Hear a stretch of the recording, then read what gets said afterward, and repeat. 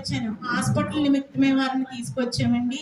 దేవుడి కూడికలో ఆయన వాక్యం వినే సందేశాన్ని కూడా ఉండేటట్టు ప్రార్థన చేయండి అని మేము ఎంతగానో చెబితే, మరి వాళ్ళ నిమిత్తం ఏంటంటే వారి హాస్పిటల్ చూపించాలి, ఆయనకున్న వ్యాధి ఏంటో అన్నది తెలియపరచాలి. అది ఎవరు చెప్పలేకపోతున్నారు.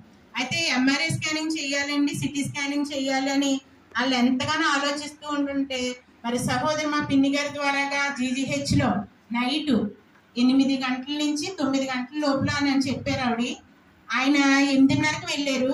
8:30కి ఇలా వెళ్ళగానే స్టాఫ్ గారి తాలూకంటే మీరు అరండి మేము స్కానింగ్ తీస్తాం, మేము టెస్ట్ చేసేస్తాం, మేము మీకు రిపోర్ట్ వెంటనే ఇచ్చేస్తాం అని మా అక్క అలా చెప్తా ఉంటుంటే ఎంత ఆశ్చర్యం వేసిందంటే, తండ్రి గారు రాత్రంతా ప్రార్థన చేశారని నాకు చాలా సంతోషం వేసింది. ఇదే కార్యం నాకు కావాలి తండ్రి ప్రభువా, వారు అన్యులకు సాక్షులు కావాలి, మీ మహిమ ప్రచురము చేయాలి వారి ప్రాంతంలోనని నేను రాత్రంతా ప్రార్థన చేసుకుంటా ఉంటే, ఆ సమయంలో నేను ఆయన వచ్చే వరకు కూడా నేను ఎదురు చూస్తూనే ఉన్నాను. దేవుడు సువార్త చేస్తూనే ఉన్నాను వారి తల్లి గారికి.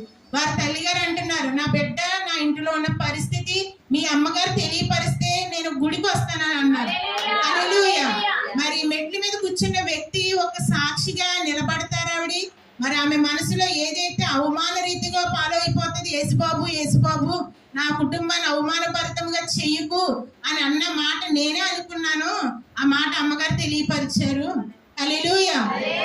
రాత్రికాల సమయంలో నేను ఎన్నో సాక్ష్యాలు ఎంతో మందిని తీసుకొచ్చిన విధానంలో ఎందరినో ఈ సాక్ష్యాలన్నీ బయట పడాలి ప్రభు అని ప్రార్థన చేశాను నేను. మరి తల్లి గారు ప్రవచించిన విధముగా అక్కడ వచ్చిన ప్రతి ఒక్కరిలోని మాట రుజువేయండి. హల్లెలూయా.